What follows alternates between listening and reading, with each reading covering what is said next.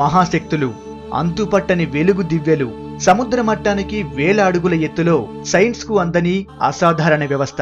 పరమశివుని ఆవాసం, పార్వతీ నివాసం ఈ భూమి మీదే ఉంది. సముద్ర మట్టానికి 21,778 అడుగుల ఎత్తులో టిబెట్ భూభాగంలో ఉన్న హిమాలయ పర్వత శ్రేణుల్లో ఈ కైలాస పర్వతం మౌంట్ కైలాస్ ఉంది. ఈ పర్వతంపైనే శివపార్వతులు కొలువై ఉన్నారు. ఆసియాలో పొడవైన నదులుగా పేరుగాంచిన బ్రహ్మపుత్ర, సింధు, సట్లాజ్, కర్నాలి మూలాలు ఈ పర్వత ప్రాంతంలోనే ఉన్నాయి. హిందువులు, బౌద్ధులు, జైనులు, బాన్ మతస్థులు ఈ పర్వతాన్ని అత్యంత పవిత్రమైనదిగా భావిస్తారు. మౌంట్ కైలాస్ మామూలు పర్వతం కాదు.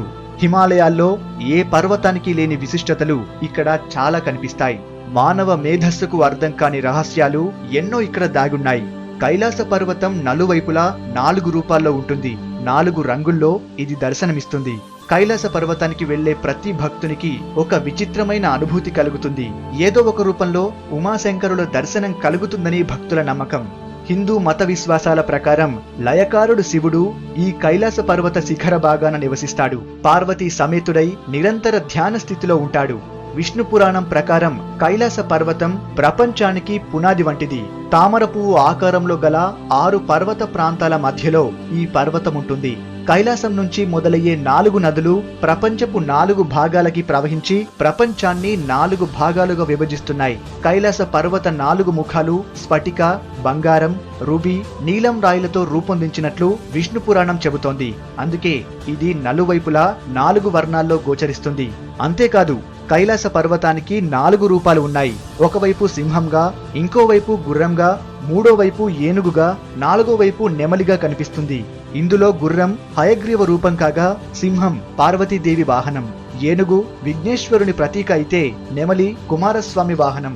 ఇవన్నీ ఈశ్వర స్వరూపానికి ప్రతీకలుగా పురాణాలు చెబుతున్నాయి. మంచు పూర్తిగా కప్పుకున్నప్పుడు పౌర్ణమి రాత్రి వెండి కొండలా మిలమిలా మెరిసే కైలాస దర్శనం అత్యద్భుతం, అమోఘం.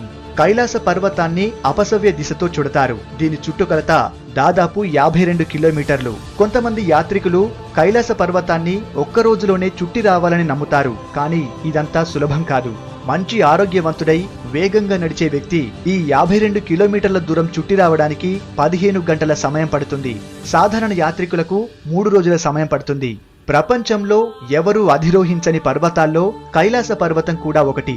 దీన్ని అధిరోహించడం ఇప్పటికీ ఎవరి వల్ల సాధ్యం కాలేదు. దీన్ని ఎవరూ ముట్టుకునేందుకు కూడా సాహసించలేదు. కొంతమంది సాధువులు సాహసించినా వారు కొంత దూరంలోనే అదృశ్యమయ్యారని చెబుతుంటారు. ఈ పర్వతాన్ని పూజించే అన్ని మతాల ప్రకారం దీని వాలులలో కాలు పెట్టడం మహాపాపం. ఈ మూఢనమ్మకాన్ని తొలగించడానికి ప్రయత్నించిన వారంతా ఆ ప్రయత్నంలోనే మరణించారని చెబుతారు. 1926లో హ్యూగ్ రటిల్ఎడ్జ్ అనే బ్రిటిష్ సాహసికుడు చేసిన ప్రయత్నం చరిత్రలో నమోదైన తొలి ప్రయత్నం. 1936లో హ్యూబర్ట్ టిచి అనే వ్యక్తి కూడా ఈ పర్వతాన్ని అధిరోహించడానికి ప్రయత్నించాడు. అయితే చివరి నిమిషంలో అతను ఆ ప్రయత్నాన్ని విరమించుకున్నాడు. 1950 నుంచి 80 దాకా చైనా ప్రభుత్వం ఈ పర్వతాన్ని ఎక్కడానికి ఎవరికీ అనుమతి ఇవ్వలేదు. 1980లో రెయిన్హోల్డ్ మెస్నర్ అనే వ్యక్తికి ఈ అవకాశాన్ని కల్పించింది.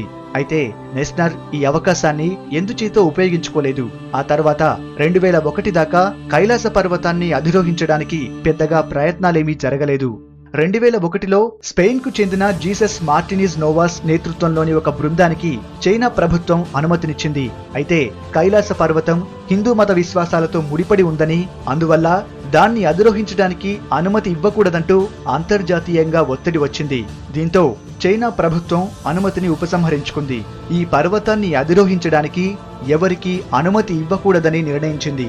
1950లో చైనీస్ సైన్యం టిబెట్లో అడుగుపెట్టిన తరువాత చైనీస్ ఇండియన్ సరిహద్దుల్లో నెలకొన్న రాజకీయ సరిహద్దు అనిశ్చితి వల్ల శివభగవానుడి నివాసానికి చేరే తీర్థయాత్ర 1954 నుండి 1978 వరకు నిలిపివేయబడింది.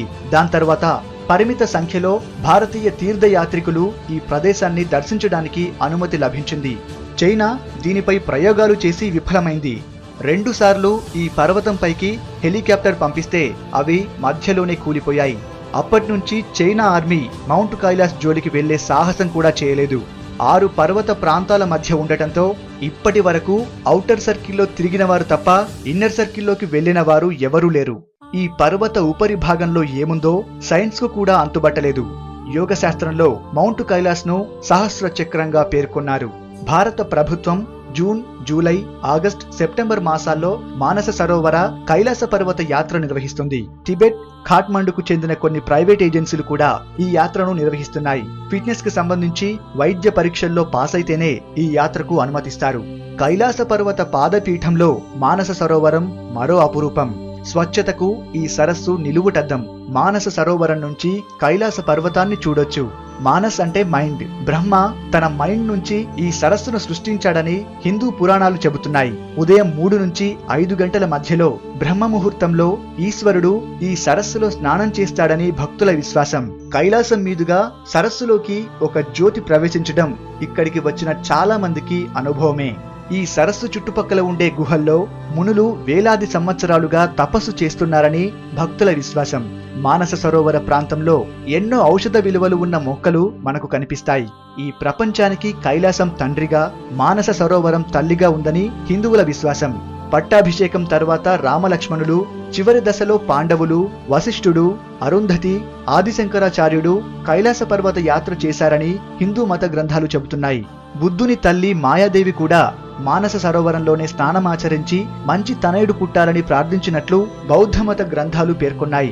మానస సరోవరంలో స్నానం చేసి కైలాస పర్వతాన్ని దర్శించుకుంటే పాపకర్మలన్నీ తొలగిపోతాయని భక్తుల విశ్వాసం. కైలాస దర్శనం భక్తులకు ఒక పవిత్ర అనుభూతి. మాటల్లో వర్ణించలేని